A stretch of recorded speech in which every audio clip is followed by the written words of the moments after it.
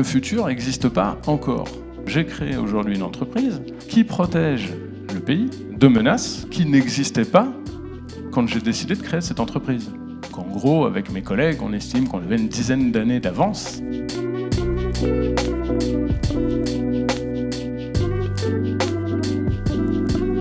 Bonjour à toutes, bonjour à tous. Je suis donc Xavier Fasellina, c'est vrai, c'est écrit derrière. Je suis le président et le fondateur d'une société qui s'appelle SecLab, qui est une société de cybersécurité. Mais si je suis là avec vous ce matin pour ouvrir Jobstick, c'est parce qu'on m'a fait un cadeau. On m'a fait le cadeau de me proposer de parler d'un sujet qui me passionne. C'est le futur du travail. Voilà.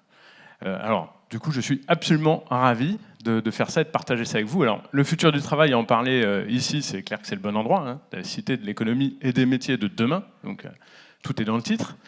Et je vais vous dire, mais pourquoi ça me passionne, depuis quand ça me passionne. Alors, pour être tout à fait honnête, en plus, là, on est entre nous, je peux vous le dire, je suis quand même plus passionné par le futur que par le travail. Mais comme c'est Jobstick, je vais faire semblant, et on va parler aussi un petit peu de travail. Alors, comment je suis passionné par ce futur et depuis quand ? Depuis tout petit. Depuis tout petit, le futur, la fiction, la science-fiction. C'est surtout ça mon truc. Alors, le pourquoi, on pourrait chercher longtemps en psychologie. Je pense que tout simplement, déjà, enfant unique, HLM pourri, banlieue parisienne, pas beaucoup d'amis, donc ennui mortel. Ennui mortel, donc livre, télé, cinéma, futur, évasion. Donc c'est clair, j'ai vécu toute une enfance nourrie de science-fiction et nourrie d'imagination. Voilà. Alors ça fait que, par exemple, j'ai toujours su répondre avec précision à la question qu'on utilise pour torturer les enfants, qui est « qu'est-ce que tu veux faire plus tard ?» Voilà. Alors quand vous voulez torturer un enfant, vous le regardez, « qu'est-ce que tu veux faire plus tard ?» Il y a des enfants que ça paralyse. Voilà. Il y en a qui répondent n'importe quoi très vite. Voilà. Alors moi, je savais. Voilà. Fort de ma culture cinématographique, télévisuelle, j'ai une grande culture télévisuelle, je savais répondre immédiatement. Moi, plus tard, je veux faire inventeur, pirate informatique, c'est comme ça qu'on appelait les hackers avant, rockstar et Jedi. Voilà. Il n'y avait pas de « ou ». Hein, c'était pas... Le métier n'était pas bien défini encore, mais je savais que j'arriverais à accumuler ces quatre choses, et donc j'ai toujours eu cette conviction. Alors, ce matin, je vais surtout vous parler des deux premiers, inventeur et pirate informatique. Ça, c'est ceux que j'ai réussi à faire. Je bosse encore sur les aspects Rockstar et Jedi. Mais sur les deux premiers, en tout cas, j'ai réussi à atteindre le coup, et donc je voudrais vous dire un petit peu comment c'est venu, et comment j'en suis arrivé là, si vous voulez bien. Alors, je commence par inventeur. Alors, inventeur, ça veut tout et rien dire, mais en fait, en gros, c'est inventer des trucs cool qui n'existent pas encore. Donc moi, à l'époque, il y a une série de films en particulier, c'est James Bond. Alors, James Bond, j'étais fasciné par James Bond, voilà, comme beaucoup de mes amis d'ailleurs. Voilà. Par contre, tous mes amis voulaient devenir James Bond. Moi, je voulais devenir Q. Q, c'est le vieux avec la blouse blanche qui fabrique les gadgets de James Bond. Voilà. Donc, voilà. Déjà, en termes de physique, j'avais plus de chances de devenir Q en vieillissant que de devenir James Bond, donc je trouve que c'était malin. Vu mon sens de la logique, c'était parfait. Mais surtout, James Bond, moi, ça m'ennuyait. Bon, alors, il y a des gens que ça régale, hein. Et d'ailleurs, il y en a certains qui sont espions aujourd'hui. J'en connais plein, je vous dirais. Vous vous souvenez, je fais aussi pirate informatique, je vous parlerai des espions. Mais en tout cas, moi, je voulais pas faire espion. Je voulais faire Q. Donc pourquoi ? Parce que le stylo qui explose, le micro caché, la voiture qui disparaît, la BMW télécommandée, tout ça, enfin moi ça me faisait rêver, je trouvais ça génial. Et en tout cas, à chaque fois que je regardais, je me disais mais c'est fou, je veux faire ça. Alors ce qui est génial, c'est que je me suis jamais arrêté de vouloir faire ça. Alors j'ai de la chance aussi, c'est-à-dire que les gens, en général dans mon entourage, n'étaient pas tellement rabat-joie. C'est-à-dire des fois vous dites ah ben je veux faire ça, genre ben ça n'existe pas comme métier. Voilà. Moi, ça allait, c'était plutôt oui, d'accord, mais laisse-moi. Voilà. Bon, donc oui, d'accord. Très bien. Donc du coup, je suis resté sur mes rêves. Voilà. Rockstar, c'était plus dur. Quand à l'école, on me demandait ce que tu voulais faire plus tard, je disais de la musique. Les gens me disaient ah, c'est très bien, mais comme métier. Non, c'était ma réponse. Je voulais faire de la musique. Bon, finalement, c'est peut-être pour ça que je suis pas rockstar aujourd'hui, mais je Je vous en reparlerai aussi. Donc en tout cas, je vois Q et je me dis je vais faire des gadgets. Autre exemple, je regarde beaucoup de séries aussi à l'époque. Donc moi à mon époque, il y a des séries K2000, Tonnerre mécanique, ça vous dit rien, c'est normal. Enfin, s'il y en a certains, désolé pour vous. Donc, et notamment Tonnerre mécanique, bon, un flic, une super moto incroyable qui tire des mitraillettes, qui va super vite. Donc là c'est pareil. Tous mes potes regardent Tonnerre mécanique aussi. Tout le monde veut une moto. À l'époque, on a des BMX, parce que on est en primaire ou au collège, quoi. Mais tout le monde veut des motos. Tout le monde veut être Jesse. Et moi, je veux être Norman. Norman, il a un pull rayé, des lunettes, et il fabrique la moto. Voilà. Il fabrique la moto, il est en régie, il regarde tout ça, il fait des inventions incroyables. Et là encore, je me dis, mais moi, je veux faire ça. Moi, je veux fabriquer des trucs qui n'existent pas pour les espions. Je vais fabriquer des trucs qui n'existent pas pour les super flics, etc., etc. Donc c'est resté mon truc. Donc, et puis, comme je vous dis, pour partie, je le fais. Mais avant d'en venir là, je vous ai aussi promis de vous dire comment est-ce que je suis devenu pirate informatique. Alors ça, c'est très facile, c'est un coup de foudre. Enfin, 2 coups de foudre. Mais dans le même film, War Games. Donc, 1983, il y a un film qui sort qui s'appelle War Games. Je ne le vois pas en 83, je dois le voir en 85 ou en 86 quand il passe à la télé en France. Donc moi, en 86, j'ai 8 ans, je vois War Games et je me dis, je vais épouser Jennifer. Bon, c'est la copine du hacker dans le film. Voilà. Alors, évidemment, j'avais 8 ans, elle devait en avoir 18, en plus c'était une actrice, elle n'habitait pas le même pays. Ça non plus, j'ai pas réussi. Voilà. On ne peut pas tout réussir, même quand on rêve très fort. Par contre, en voyant War Games, le copain de Jennifer, qui n'est autre que le héros du film, est un pirate informatique, un hacker. Et il fait des trucs assez géniaux, quoi. C'est-à-dire qu'il arrive à... Alors, à l'époque, je ne vais pas vous raconter comment c'était fait dans les années 80, mais il n'y avait pas beaucoup d'ordinateurs, Internet n'existait pas, je reviendrai là-dessus. Donc, pour pirater un ordinateur, on utilisait une ligne téléphonique, téléphone qui n'était pas mobile, c'était du téléphone filière. Donc, on utilisait une ligne téléphonique, et puis on téléphonait un ordinateur, celui du lycée, par exemple, pour changer ses notes. Hein, ce qui était, en gros, ce qu'il faisait dans le film, en tout premier, c'est qu'il arrivait à changer ses notes. Ce qui était certes intéressant, mais il arrivait aussi à changer les notes de Jennifer. Et ça, vous avez compris, ça lui servait à d'autres trucs. Donc je me suis dit, il faut absolument que j'apprenne à faire ça. Visiblement, pour avoir du succès avec les filles, il faut être pirate informatique. Ça ne fonctionne pas, je vous le dis aussi. Mais en tout cas, je me suis dit, je vais apprendre. Et il fait quelque chose de plus fun, c'est qu'il se dit, je vais pirater un ordinateur dans lequel il y a le tout nouveau jeu vidéo qui va sortir, parce qu'il a l'air cool. C'est un jeu vidéo qui s'appelle Guerre thermonucléaire globale. Voilà. Alors, il arrive à pirater cet ordinateur et à lancer le jeu.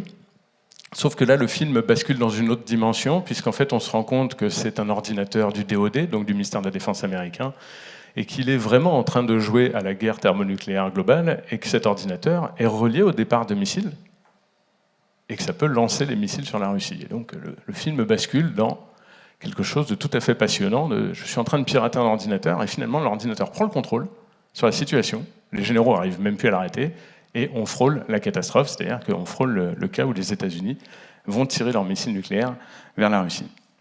Donc, moi, quand je vois ce film, je suis passionné par le fait qu'être pirate informatique, ça doit être trop cool, et je me dis aussi, waouh, dans le futur, il faudrait vraiment que jamais on connecte des trucs dangereux aux ordinateurs. J'ai créé aujourd'hui une entreprise qui protège le pays de menaces qui n'existaient pas quand j'ai décidé de créer cette entreprise. Parce que les produits sont sortis, donc j'aime autant vous dire qu'il y a eu pas mal de R&D, ça fait plusieurs années maintenant. Les attaques sur ce type d'infrastructure commencent à arriver. Donc en gros, avec mes collègues, on estime qu'on avait une dizaine d'années d'avance, puisqu'on a réussi à avoir les systèmes de défense à peu près 10 ans avant que les attaques se produisent. Et cette avance, alors, je pourrais vous raconter qu'on est des super stratèges, qu'on a fait appel à des cabinets incroyables. Voilà. Ben non, en fait, j'ai regardé War Games. Alors j'ai regardé 10 fois, mais j'ai regardé War Games, et moi, ça me parlait. Voilà. Et du coup, je me dis, quand quelque chose nous parle, ben, ça vaut peut-être le coup de continuer et de tirer la pelote. Et en l'occurrence, ça me parlait suffisamment pour que je me dise, bah tiens, peut-être qu'un jour, ça va se produire. Peut-être qu'un jour, ce sera dangereux et qu'un pirate pourra tirer des missiles depuis Internet. Voilà. Donc, l'entreprise est créée et j'ai fait ce métier alors qu'il n'existait pas avant. Et c'est tout le point de l'intro, et c'est tout le point de cette intro que je vous fais ce matin, c'est, on pourrait le résumer par « le futur n'existe pas encore ». Mais pourtant, quand vous allez bosser, ou ceux qui bossent déjà, quand nous tous, on va continuer à bosser dans 10 ans, dans 15 ans, bah, peut-être que nos métiers n'auront rien à voir. Peut-être que le contexte va complètement changer. Ou peut-être pas. Mais le futur n'existe pas encore. Donc, la bonne question, c'est comment on vise ? Qu'est-ce qu'on regarde ? Voilà. Surtout que ce n'est pas facile à anticiper. Encore une fois, moi, dans le passé, dans les films, il y avait des trucs, il y avait des voitures volantes, et il y avait des gens qui téléphonaient avec leur montre. Bah, vous m'auriez demandé à l'époque, je vous aurais dit que les voitures volantes, ça existerait, et que les gens qui téléphonent avec leur montre, ça n'existerait jamais. Pourquoi ? Parce que à l'époque, il y avait des voitures, mais il y avait aussi des hélicoptères et des avions. Donc faire une voiture volante, ça me paraît pas compliqué. Voilà. Alors que téléphoner avec sa montre, c'est compliqué, vu qu'il n'y avait même pas le téléphone portable et qu'il n'y avait pas Internet non plus. Donc je vous parle d'une époque où Internet n'existait pas. Et le téléphone portable non plus. Donc téléphoner avec sa montre, débile. Bon, en fait, on peut téléphoner avec notre montre aujourd'hui et les voitures ne volent pas. Voilà. Donc, je me serais trompé si on m'a demandé à l'époque. Mais je pense qu'aujourd'hui, il y a plein de choses, si je vous donne mon avis et qu'on vérifie dans 20 ans, j'aurais tout faux aussi. Et peut-être vous aussi d'ailleurs. Et là encore, je trouve que c'est plutôt une bonne nouvelle. C'est-à-dire que le futur, il peut continuer à changer d'ailleurs. Et qu'on ne le maîtrise pas complètement. Mais ça veut aussi dire qu'il faut réfléchir à une manière d'avancer en termes de formation, en termes de carrière, en termes d'objectifs, sans être enfermé dans une trajectoire. Voilà. Donc ça, aujourd'hui, si on prend par exemple aujourd'hui, si on prend quelques films ou quelque chose de fiction qui existe, alors je vais vous parler de Matrix. Matrix, ça nous apprend que peut-être il y a un futur qui existe, qui est pas cool pour l'humanité, parce que c'est les machines, les intelligences artificielles qui ont pris le dessus, et que l'humain est finalement une batterie, une source d'énergie. Donc, Matrix nous dresse une direction pas cool, mais qui est intéressante, je trouve, à regarder. Pour se dire, tiens, si jamais ça se produit, ou si on va vers ça, comment moi je réagis ? Dans quoi je veux travailler si ce contexte se produit, ou pour l'empêcher de se produire d'ailleurs. Ghost in the Shell, manga japonais, où la cybernétique est hyper avancée, c'est-à-dire que Internet est branché directement dans le cerveau, certaines personnes sont complètement humaines, un peu cyborg, etc. Voilà, ça aussi, ça peut questionner. Je ne dis pas qu'on a envie que ça devienne ça, mais ça peut questionner, et on peut notamment se dire, tiens, la médecine peut beaucoup évoluer si la cybernétique prend cette direction-là. On peut se dire que la protection des données peut aussi beaucoup évoluer si, à un moment, c'est plus notre téléphone qui est connecté, mais directement notre esprit. Donc, voilà, ce sont des choses. Alors bien sûr, quand je dis ça, on dit, mais il est fou, le gars. Mais n'empêche que je vous rappelle que moi, il y a des trucs que je regardais il y a 20 ans ou 30 ans, où tout le monde se disait, mais ils sont fous, et qui existent maintenant. Donc je ne dis pas que tout ce qu'on voit va exister. Par contre, je dis que dans ce qu'on voit, il y a de bonnes choses, qu'il y a des choses qui existent plus tard. Voilà.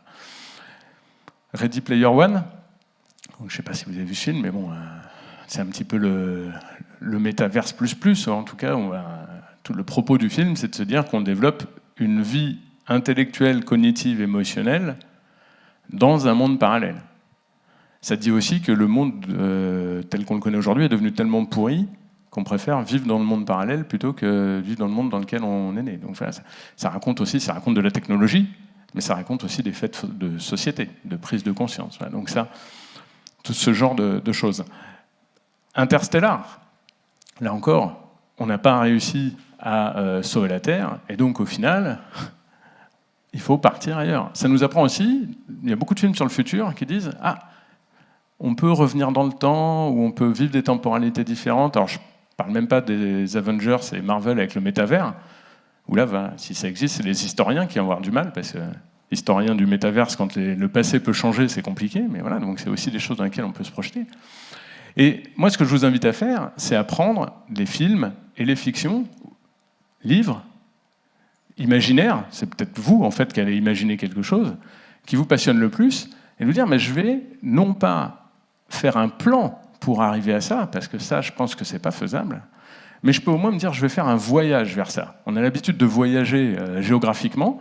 Moi, je vous propose de considérer qu'avancer vers le futur, et y compris quand on cherche à se former ou quand on cherche du travail, c'est un voyage vers le futur. Et comme tout voyage, vous savez globalement que vous allez visiter ce pays-là, mais en fait, vous allez le découvrir en y étant. Donc, la première chose, la première invitation pour cette introduction, c'est de considérer qu'on va voyager vers une destination, et moi, je vous recommande la destination que votre imagination préfère. Par exemple, on a parlé de tout un tas de films qui étaient déprimants du point de vue de la nature. Peut-être que vous pouvez imaginer que tiens, on va réussir à conserver la Terre. Tiens, la nature va bien aller. Et comment est-ce que vous voyagez vers ça? Et puis, bien sûr, je vous l'ai dit, c'est sûr, je n'ai pas de diplôme, mais par contre, j'ai toujours travaillé, je ne me suis jamais arrêté. Et c'est l'autre chose à faire. C'est même quand on voyage, c'est d'être très attentif à ce qu'on fait, à chaque instant. Alors, on ne peut pas d'un coup, je rêve du futur et bam, je le fabrique. Ça ne marche pas. On peut rêver de la destination, mais on part d'où on est.